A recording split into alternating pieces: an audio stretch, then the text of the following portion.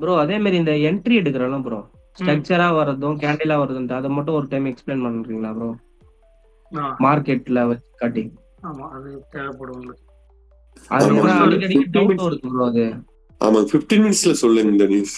நம்ம ஃபர்ஸ்ட் ஒரு சினாரியோ தியரட்டிக்கலாக காட்டிடுறேன், அதுக்கப்புறம் ப்ராக்டிக்கலாக சார்ட்டில் பார்ப்போம். இப்போ 2 சினாரியோ இருக்கும். ஒன்று,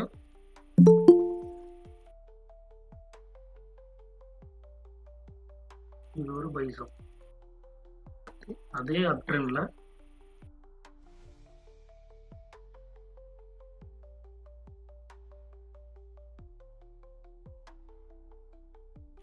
ஸோ இந்த மாதிரி இருக்கும்.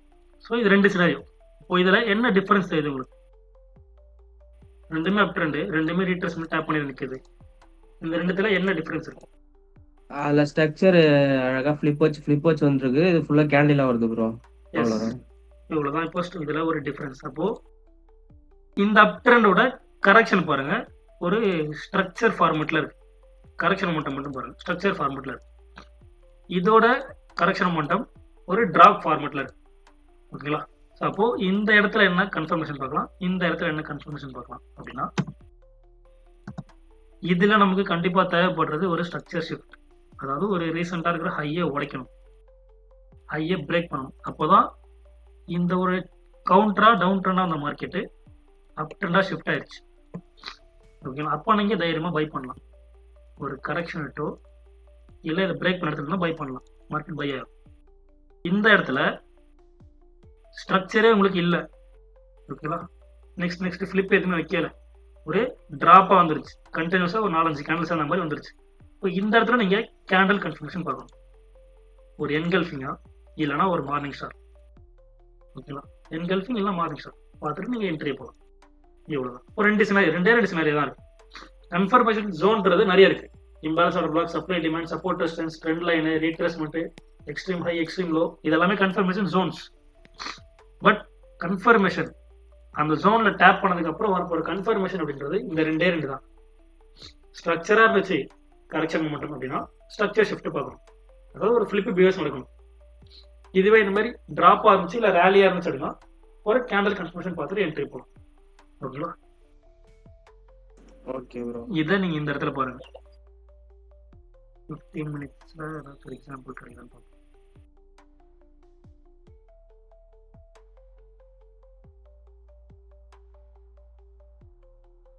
சம்டைம்ஸ் இந்த ஒரு ஸ்ட்ரக்சர் ஷிஃப்ட் நம்ம பார்க்கும்போது ஸ்ட்ரக்சர் ஷிஃப்ட் ஆகிட்டு அதுக்கப்புறம் டேரெக்டாக நமக்கு டார்கெட் போயிடும், கரெக்ஷன் மேக்ஸிமம் வராது.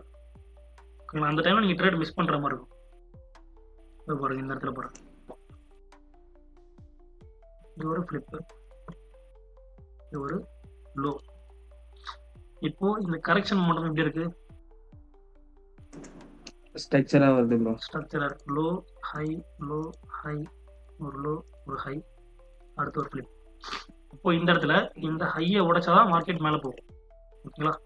அது வரைக்கும் நம்ம வெயிட் பண்ணி ஆகணும். அப்போ இந்த ஹையை இங்கே உடைச்சிருச்சு. இந்த ஒரு சின்ன கேண்டல் கன்ஃபர்மேஷன்ல பார்த்து நம்ம என்ட்ரி எடுக்கக்கூடாது இந்த இடத்துல. இப்போ இந்த ஹையை உடைச்சிருச்சு. இந்த ஹையை உடைச்சா நமக்கு தெரிஞ்சிடும் மார்க்கெட் மேலே தான் போக போகுதுன்னு சொல்லி. ஏன்னா மேஜர் ஹையர் இந்த எக்ஸ்ட்ரீம் ஜோனை டேப் பண்ணதுக்கு அப்புறம் வந்த ஒரு மேஜர் ஹை, அந்த மேஜர் ஹையை உடைச்சிருச்சு. அடுத்து அது ஒரு லோ. என்ன பண்ணலாம்? இந்த லோ டு ஹை செக் பண்ண போகிறோம். ரீட்ரேஸ்மெண்ட்ல இருந்து ஒரு சமையான பை. ஓகேங்களா? இவ்வளவுதான். நீங்க இந்த ரீட்ரேஸ்மெண்ட் டேப் பண்ணதுக்கு அப்புறம் என்ட்ரி எடுக்கலாம், இல்லைன்னா அங்கேயும் ஒரு கன்ஃபர்மேஷன் பார்த்துட்டு என்ட்ரி எடுக்கலாம். 1:5 வந்துருக்கு, 1:2 போதும் நமக்கு. சிம்பிள், இங்கேயே முடிஞ்சிச்சு. ஓகேங்களா? ரீட்ரேஸ்மெண்ட் கீழே ஸ்டாப் லாஸ் வச்சுக்கலாமான்னு கேட்டீங்கன்னா எஸ், ரீட்ரேஸ்மெண்ட் கீழே வைக்கலாம். இல்லை அப்புறம் நான் சேஃப்டியாக வைக்கிறேன் அப்படின்னா இந்த எக்ஸ்ட்ரீம் கீழே. ஓகேவா? Depends on yours. நான் என்ன பண்ணுவேன்னா இங்கே ஸ்டாப் லாஸ் வச்சிருவேன், இங்கே ஸ்டாப் லாஸ் வச்சுட்டு என்ட்ரி எடுத்துருவேன். இங்கே ஸ்டாப் லாஸ் அடிச்சிருச்சுன்னா எக்ஸ்ட்ரீமில் ஒரு என்ட்ரி, இங்கே ஸ்டாப் லாஸ். ஸோ அப்போ இந்த மாதிரி எடுக்கும்போது நமக்கு டார்கெட் பெருசாக வரும், என்ட்ரியோ சீக்கிரம் முடிஞ்சிடும். ஓகேவா? இதுதான் ப்ராப்பரான ஒரு செட்டப், ஸ்ட்ரக்சர் ஷிஃப்ட்டுக்கான ஒரு ப்ராப்பர் செட்டப். கேண்டல் கன்ஃபர்மேஷன் பாருங்க. இங்கே இந்த இடத்துல இங்கே ஒரு மேஜர் ஃபிளிப் ஒன்று இருக்கு, மேஜர் ஃபிளிப்பு, அதோட ஒரு low, low to high retracement போடுறேன். ப்ராப்பராக ரீட்ரேஸ்மெண்ட் டேப் பண்ணிருக்கு. இந்த கரெக்ஷன் மட்டும் எப்படி இருக்கு? இந்த கரெக்ஷன் மட்டும் இங்க இருக்கு. கேண்டில்ஸ் வந்தது அப்போ. கேண்டில்ஸா இருக்கு, ஸ்ட்ரக்சரே அங்க இல்ல. அப்போ லாஸ்டா வச்ச ஒரு பேர் கேண்டிலோட ஹை எடுக்கணும். லாஸ்டா வச்ச பேர் கேண்டிலோட ஹையா இந்த ஒரு கேண்டில் எடுத்துருச்சு. அகைன் கேண்டில் எடுத்தது. செகண்ட் புல் கேண்டில் இங்க தான் எடுத்துருக்கோம். அப்போ அங்கே நீங்க என்ட்ரி ஸ்டாப் லாஸ் லோ கீழே வச்சுக்கலாம், இல்ல ஜோன் கீழே வச்சுக்கலாம். டார்கெட் 1:2 முடிஞ்சிச்சு. ஸோ 2 சினாரியோட எக்ஸாம்பிள் இங்கே இருக்கு. இது ஸ்ட்ரக்சர் ஷிஃப்ட், இது கேண்டில் கன்ஃபர்மேஷன். இவ்வளவுதான் விஷயம். கன்ஃபர்மேஷன் கிடைச்சா மட்டும்தான் என்ட்ரி, இல்லைன்னா நோ என்ட்ரி. ஓகேங்களா? புரிஞ்சா? Okay bro. எல்லாருக்கும் புரிஞ்சுதா? இது ரொம்ப இம்பார்ட்டன்ட். புரிஞ்சுங்க. ஏன்னா எல்லாருக்கும் என்ட்ரி பார்க்க தெரியும், என்ட்ரி ஒரு ஐடியா பண்ண தெரியும், பட் என்ட்ரி எடுக்க தெரியாது. எந்த இடத்துல என்ட்ரி எடுக்கணுன்றது தெரியாது. அப் ட்ரெண்ட்னா பை பண்ணணும்னு தெரியும், டவுன் ட்ரெண்ட்னா செல் பண்ணணும்னு தெரியும், பட் எங்க என்ட்ரி எடுக்கணும், எங்க ஸ்டாப் லாஸ் வைக்கணும்ன்றது தெரியாது. அதுக்கு இந்த கன்ஃபர்மேஷன் நமக்கு ஹெல்ப் பண்ணும். ஓகேங்களா? வேற ஏதாச்சும் டவுட் இருக்கா?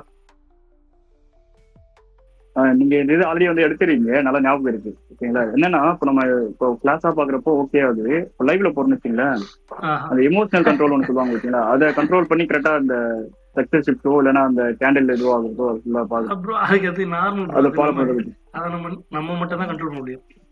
ஓகேங்களா? இப்போ நான் எடுக்கிற என்ட்ரினாலுமே அதை இந்த இடத்துல இப்போ என்ன பண்றது, இப்போ நான் வந்து இங்க ஒரு என்ட்ரி பார்த்துருக்கேன்னு வச்சுக்கோங்க, இதெல்லாமே இல்லை. இப்போ இந்த இடத்துல நான் எக்ஸ்ட்ரீம் வச்சிருக்கேன். எக்ஸ்ட்ரீம் வந்து இங்க நம்ம ஒரு என்ட்ரி பாக்குறோம், எனக்கு தெரியுது கரெக்ஷன் வந்து ஸ்ட்ரக்சர் தான் வருதுன்னு தெரியுது. பட் இங்க டேப் பண்ணிட்டு இவ்வளவு பெரிய பை வந்து இங்க நிக்கும் போது நமக்கு எல்லாருக்கும் என்ன தோணும், ஐயோ என்ட்ரி மிஸ் பண்ணிடுவோம்னு சொல்லி இங்கேயே நம்ம என்ட்ரி போட்டுருவோம். ஆமா, அதுதான் இங்க இருந்து மார்க்கெட் எவ்வளவு பெரிய விக் வைக்கும் போது நமக்கு இங்கே என்ட்ரி போட்டுருவோம். அதெல்லாம் மைண்ட் செட் மிஸ்டேக். அதுதான் அதை நம்ம தான் கண்ட்ரோல் பண்ணி ஆகணும். அது யாராலுமே கண்ட்ரோல் பண்ணவே முடியாது. ஓகேங்களா? நம்ம லைவா போறப்போ அதை கண்ட்ரோல் பண்ணி தான் ப்ரோ. அதாலதான் வந்து எனக்கு கொஞ்சம் வந்து வெளியே வந்த காரணம் ரீசனும் அதுதான். ஸோ என்னோட யூஎஸ்டி வந்து லோ ஆனதுக்கு. புரியுது. அது நார்மல் ப்ரோ. அது நம்ம ஒரு 4 அடி வாங்கினா அதுக்கப்புறம் கரெக்ட் ஆயிடும். லாஸ் பண்ணாதான் நமக்கு கரெக்ட் ஆகும். அது என்ன பண்ணுங்க, ரூல்ஸை ஃபாலோ பண்ணுங்க ஸ்ட்ரிக்டா. ஓகேவா? ஒரு நாளைக்கு 2 ட்ரேடு, கன்ஃபர்மேஷன் இதுதான் அப்படின்றத ஃபாலோ பண்ணுங்க. செட்டப் வந்தா மட்டும்தான் என்ட்ரி எடுப்பேன். அதை ஃபாலோ பண்ணிட்டீங்க அப்படின்னா அந்த சைக்காலஜி எல்லாமே ஓவர் கம் ஆயிடும். ஓகே. அதை ஃபாலோ பண்றது கொஞ்சம் கஷ்டம், பட் அதை ஃபாலோ பண்ணிட்டு ஒரு மாசம் நீங்க ஃபாலோ பண்ணிட்டீங்கன்னா அது அப்படியே ஹேபிட்டா மாறிடும். ஓகே. அது மாதிரி ட்ரை பண்ணுங்க. அடுத்து ஜேர்னல் பண்ணுங்க. என்ட்ரி எடுக்கிறத ஜேர்னல் பண்ணுங்க. ஓகேங்களா? என்ன மிஸ்டேக் பண்றோம், என்னென்ன ரீசனுக்காக என்ட்ரி எடுக்கிறோம், அந்த ரீசன் எடுத்தது என்ட்ரி வந்து ஸ்டாப் லாஸ் அடிச்சா, டார்கெட் அடிச்சதா, என்ன ரீசனுக்காக ஸ்டாப் லாஸ் அடிச்சது என்ட்ரி. அப்போ நீங்க அந்த ஸ்டாப் லாஸ் அடிக்கும் போது ஒரு ரீசன் எழுதிங்க, மிஸ்டேக்னு சொல்லி. அந்த மிஸ்டேக்ஸை நீங்க திருப்பி ஒரே மிஸ்டேக்கே எழுதிட்டு இருந்தீங்க அப்படின்னா உங்களுக்கே ஒரு மாதிரி கில்ட் ஆயிடும். ஏன்னா நம்ம பண்ண தப்பே பண்ணிருக்கோன்ற மாதிரி. அப்ப அந்த தப்பை நீங்க நெக்லெக்ட் பண்றீங்க, பண்ண மாட்டீங்க. ஓகேவா? தெரிஞ்சே நம்ம திருப்பி தப்பு பண்ணும்போது அதை நம்ம கண்டிப்பா பண்ண மாட்டோம் அடுத்த வாட்டி. இது ஆக்சுவலா வந்து இந்த மாதிரி எனக்கு ஒரு 2-3 டைம் நடந்திருக்கு. லைவ் ட்ரேட் பண்றதுக்கு 2-3 டைம் அப்படி நடந்திருக்கு. புரியுது. அதுதான் வந்து என்கிட்ட எக்ஸ்பிளைன் பண்றேன். கண்டிப்பா அதான் ரூல்ஸை ஃபாலோ பண்ணீங்கன்னா சைக்காலஜி அங்க ப்ளே ஆகாது. ஓகே. நான் புரிஞ்சுட்டு என்னன்னா, ஸ்டாப் லாஸ் நம்ம அக்செப்ட் பண்ணிட்டோம்னாலே சைக்காலஜி வந்து பில்ட் ஆயிடுது. ஸ்டாப் லாஸ் அக்செப்ட் பண்ணாம ரெட்டுக்கு போகணும்னா பதறுவோம். அது இல்லாம இருந்தோம்னாலே நமக்கு சைக்காலஜி வந்து கரெக்ட் ஆயிடுது. ஸ்டாப் லாஸ் எப்படி அக்செப்ட் பண்ணலாம் அப்படின்னா, நீங்க உங்களால எவ்வளவு லாஸ் அக்செப்ட் பண்ண முடியுமோ அந்த லாஸ் நீங்க வைங்க. ஒரு ட்ரேடு 1% வந்து உங்களால வைக்க முடியாது அப்படின்னா 0.5 வைங்க, தப்பு இல்லை. இப்போ 0.5 வச்சிங்க அப்படின்னா உங்களுக்கு ப்ரெஷர் இருக்காது. இவ்வளவுதானே போகுது, பிரச்சனை இல்லை. வந்துச்சுன்னா ஒரு 1% டார்கெட் போச்சுன்னா 0.5 தானே, அடுத்த ட்ரேட்ல பாத்துக்கலான்ற மைண்ட் செட் வந்துடும். நீங்க வந்து பேர் பண்ண முடியாத ஒரு லாஸ் ஒரு ட்ரேட் வைக்கும் போது தான் பயம் வந்துடும். ஐயோ இவ்வளவு அமௌண்ட் போயிருந்த ஒரே ட்ரேடுன்னு சொல்லி. அப்போ அந்த மாதிரி ட்ரை நம்ம ரிஸ்க் மேனேஜ்மெண்ட் பிரிச்சு பண்ணும்போது உங்களுக்கு அந்த ஃபியர் போயிடும். எஸ் ப்ரோ, லாஸ்ட்ல இருக்குறதுல ப்ரோ இப்ப அந்த 1:1 அடிச்சதுக்கு அப்புறம் திரும்ப மேல வந்துருமோன்ட்டு 1:1லயே க்ளோஸ் பண்றதுதான். அதுதான் நிறைய டைம் பட்டேன். 1:1லயே க்ளோஸ் பண்ணிடுறது. திரும்ப பார்த்தோம்னா நம்ம செட்டப் வந்து கண்டிப்பா 2 போயிருது. பட் 1:1லயே அவசரப்பட்டு கொஞ்சம் கரெக்ஷன் வந்தாலுமே க்ளோஸ் பண்ணிட வேண்டியது. எல்லாமே சைக்காலஜி தான். நீங்க எப்படி பார்த்தாலும் எல்லாமே சைக்காலஜி தான் ப்ளே ஆகும். ஏன்னா இப்போ ட்ரேடை போட்டு விட்டுருங்க, அந்த சார்ட்டுக்குள்ளே போகாதீங்க, அனலைஸ் பண்ணாதீங்க. மறுபடியும் ட்ரேடை போடுறதுக்கு முன்னாடி எவ்வளோ அனலைஸ் பண்ணலாம். ட்ரேடை போட்டதுக்கு அப்புறம் நம்ம அனலைஸ் பண்றது வேஸ்ட். டார்கெட் அடிச்சது இல்லை ஸ்டாப் லாஸ் அடிச்சது, அதுக்கப்புறம் நம்ம என்ன அனலைஸ் பண்ணி நம்ம எழுதலாம். தப்போ ரைட்டோ சொல்லி அதை நம்ம எழுதிக்கலாம். அடிக்கிறதுக்கு முன்னாடி நம்ம அனலைஸ் பண்ணிட்டோம்னா அதை ஒன்று பிரேக் எவ்வளோ பண்ணுவோம், இல்லை ட்ரையலிங் பண்ணலாம்னு தோணும், இல்லை க்ளோஸ் பண்ணலாம்னு தோணும், இல்லை மாடிஃபை பண்ணலாம்னு தோணும். என்னென்னமோ பண்ணிருப்போம் அந்த ஒரு ட்ரேடை போட்டு. எதுவுமே நமக்கு தேவையில்லாது. என்ட்ரி எடுத்தோமா, ஸ்டாப் லாஸ் டார்கெட் செட் பண்ணுமா, முடிஞ்சு விட்டுறணும். அந்த லாஸ் நம்ம என்ட்ரி வேற 2 நாள் 3 நாள் போதும். அப்புறம் மைண்ட் வந்து அதை கண்ட்ரோல் பண்றதுதான் ரொம்ப கஷ்டம். ஆமா, சில பேர் இந்த ஃப்ரைடே எல்லாம் சில ட்ரேட் ஹோல்ட் ஆயிடுச்சுன்னா இன்னும் கடுப்பா இருக்கும். மண்டே ஓப்பன் ஆகும்போது ஒன்று கேப் அப் ஆயிரும், இல்லை கேப் டவுன் ஆயிரும். அது மண்டேக்குள்ள ஓடிட்டே இருக்கும். சண்டே நைட்டு தூக்கமே வராது. அதெல்லாம் நடக்கும் ப்ரோ. இந்த சினாரியெல்லாம் நடந்திருக்கு ப்ரோ எனக்கு. அது என்ன ஆகும்னா கேப் அப் ஆயிட்டு திரும்ப ஃபால் ஆகும். அதுதான் எனக்கு கரெக்ட். இது எல்லாமே நடக்கும். அதனால நான் எந்த ட்ரேடுமே இது வரைக்கும் நான் ஹோல்டு பண்ணவே மாட்டேன். நைட்ல எந்த ஒரு ட்ரேடும் சரி, நைட் ஒரு 10 மணிக்கு மேல நான் ஹோல்டு பண்ணவே மாட்டேன், க்ளோஸ் பண்ணிடுவேன். ஃப்ரைடே நைட் செப்பரேட் எல்லா நைட்டுமே எந்த நைட்டும் ஹோல்டு பண்ண மாட்டேன். ஏன்னா என்னைக்கு கேப் அப் ஆகுது, என்னைக்கு கேப் டவுன் ஆகுதுன்னு தெரியாது. மேக்ஸிமம் வந்து நைட் டைம்ல தான் அந்த ஒரு யூஎஸ் டைம்ல அந்த வார் எல்லாமே வருது, நியூஸ் ரிலீஸ் பண்ணுவாங்க. உங்களுக்கு எவ்வளவு ப்ராஃபிட்ல இருந்தாலும் புக் பண்ணிடுவீங்களா? லாஸ்ட்ல இருந்தாலும் புக் பண்ணிடுவேன். அப்படி இல்லை எனக்கு நல்லா ப்ராஃபிட்ல இருக்கு, லாஸ் வந்தாலும் பிரச்சனை இல்லை அப்படின்னா பிரேக் ஈவன்ல வந்து வச்சிருவேன். ஓகே, ரிஸ்க் ஃப்ரீ பண்ணிடுவேன் நைட்ல ஹோல்டு பண்றதுனா. ஏன்னா நைட் தான் ரிஸ்க் நடக்கும், ஸ்ப்ரெட் அதிகமாகும், இங்க ஒரு வார் ஏதாச்சும் நடக்கும், இவனுக்கு புதுசாக ஏதாச்சும் ரூல்ஸ் போடுவானுங்க. ஃபண்டிங் அக்கௌண்ட்ல பண்றவனுக்கு ரோல் ஓவர் அப்படின்னு ஒன்று இருக்கும். அன்னைக்கான டேவோட இது முடிச்சுட்டு மறுநாளுக்கான டே வந்து ஓப்பன் ஆகும். அப்போ வந்து ஸ்ப்ரெட் பெருசாகும். ஸ்ப்ரெட்ல ஸ்டாப் லாஸ் அடிச்சுட்டு போயிடும். நம்ம ஸ்டாப் லாஸ்க்கே மார்க்கெட் வந்திருக்காது, ஆனால் ஸ்ப்ரெட்ல வந்து ஸ்டாப் லாஸ் அடிச்சுட்டு போயிடும். இது எல்லாமே நடக்கும். ஸோ ஃபண்டிங் அக்கௌண்ட் பண்றவங்கன்னா நைட்ல ஹோல்டு பண்ணாதீங்க. வீக்கெண்டு நைட்டு நியூஸ் டைம் இது எதுவுமே ஹோல்டு பண்ணாதீங்க. அலோடே இருந்தா கூட ஹோல்டு பண்ணாதீங்க. ஓகே, ஃபண்டிங் அக்கவுண்ட் போட்டு பண்றதுக்கு $100 போட்டு மெயின் அக்கவுண்ட்ல பண்ணிடலாம். டிபெண்ட்ஸ் ஆன் ஒருத்தருக்கு இண்டிவிஜுவல் தான். அதுல 1% மினிமமே ரிஸ்க் நம்ம வச்சாலுமே கிளியர் பண்றது ரொம்ப கஷ்டமா இருக்கும். அது ஒருத்தருக்கு ஒரு சில பேருக்கு வந்து ஃபண்டிங் கூட வச்சே வாழ்றவங்க எவ்வளவு பேர் இருக்கு. சில பேருக்கு ஃபண்டிங் அக்கவுண்ட் மேல ஒரு விருப்பமே இல்லாம இருப்பாங்க. ஏன்னா ஒரு 2-3 பேயோட டிலே பண்ணிருப்பாங்க. அவங்களுக்கு ஒரு ஃபுல்லாவே ஒரு பேட் இம்ப்ரெஷன் கிரியேட் ஆயிருக்கும். அதனால ரியல் அக்கௌண்ட்டுக்கு ஷிஃப்ட் ஆயிட்டு இருப்பாங்க. ஒருத்தருடைய எக்ஸ்பீரியன்ஸ் வச்சு அவங்களுக்கு மாறும் எப்படி பண்ணலாம்னு சொல்லி. ரியல் அக்கௌண்ட் அப்படின்னா பெரிய அக்கௌண்ட் நீங்க வச்சிருந்தீங்கன்னா சூப்பர்.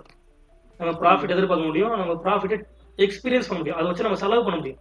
$1 $2 ப்ராஃபிட் இருந்துச்சுன்னா நமக்கு அது ஒரு இதுவே பண்ண முடியாது.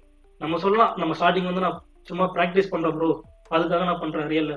ஆனா அதெல்லாம் மைண்ட் செட் வைஸ் நிலைக்காது. காசு வந்தாதான் நமக்கு ட்ரேட் பண்ணவே தோணும்.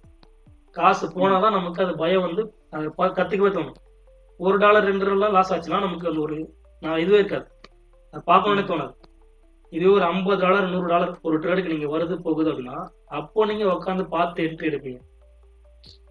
ரியலா சொல்றேன். ஸோ அந்த மாதிரி அப்போ பெரிய அக்கௌண்ட் இருந்துச்சு அப்படின்னா நீங்க ரியலா பண்ணலாம். பயமும் இருக்கும், அதை வச்சு நீங்க செலவு பண்ணவும் ஒரு கெப்பாசிட்டி இருக்கும் அந்த கேபிட்டலுக்கு. அந்த மாதிரி இல்லை அப்படின்னா ஃபண்டட் அக்கௌண்ட் டேரக்டா போயிடும். அதுல ரூல்ஸ் சூப்பரா இருக்கும். ரூல்ஸை ஃபாலோ பண்ணி பண்ணும்போது ஒரு நமக்கு ஒரு ப்ராப்பரா பண்றோம், ப்ரொஃபஷனலா பண்றோம். எந்த ஃபண்டட் அக்கௌண்ட்? அது இன்ஸ்டன்ட்லாம் சொல்றாங்களே, அதெல்லாம் இன்ஸ்டன்ட் அக்கௌண்ட் இருக்கு. ஆனால் அதுல கன்சிஸ்டன்சி ரூல்ஸ் இருக்கு. இன்ஸ்டன்ட் அக்கௌண்ட்ல கன்சிஸ்டன்சி இருக்கு. இப்போ மேக்ஸிமம் எல்லாத்துக்கும் கன்சிஸ்டன்சி கொண்டு வந்தாங்க. 2 ஸ்டெப் கொண்டு வந்தா மேக்ஸிமம் இருக்காது.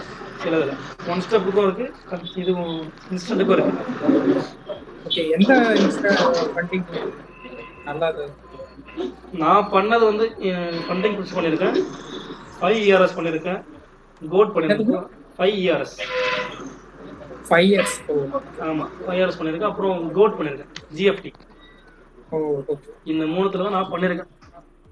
எதுலயுமே பே அவுட் டினைல் ஆனது இல்லையா ப்ரோ? பே அவுட் டினைல்லாம் இருக்கு, அதெல்லாம் நிறைய ஆகும். அதெல்லாம் மீறி நம்ம எடுக்கணும். ஆமாம் ஆகும். அதெல்லாம் என்ன சொல்லுவாங்கன்னா சில்லியான ரீசன் சொல்லுவாங்க. இப்போ நம்ம கார்டு வச்சு வாங்கும்போது ஒரு நேம்ல இருந்திருக்கும், நம்ம கேவைசி பண்ணும்போது ஒரு நேம் கொடுத்துருப்போம், ஸ்பெல்லிங் மிஸ்டேக் ஆயிடுச்சு, இது ஸ்கேம்னு நினைக்கிறோம் அப்படின்னு சொல்லி பே அவுட்டை கட் பண்ணிட்டு அக்கௌண்ட் மட்டும் உங்களுக்கு தரோம், நீங்க மறுபடியும் ட்ரேட் பண்ணுங்கன்னு. ஸோ இந்த மாதிரி இதெல்லாம் நிறைய பண்ணுவாங்க. இதெல்லாம் மீறி தான் நம்ம ப்ராஃபிட் பண்ற மாதிரி இருக்கும். நம்ம கிட்ட கேபிட்டல் இல்லை, அப்போ நம்ம என்ன பண்றது? அவன் தர கேபிட்டலை ரூல்ஸை ஃபாலோ பண்ணி பண்ணணும். ஓகேங்களா?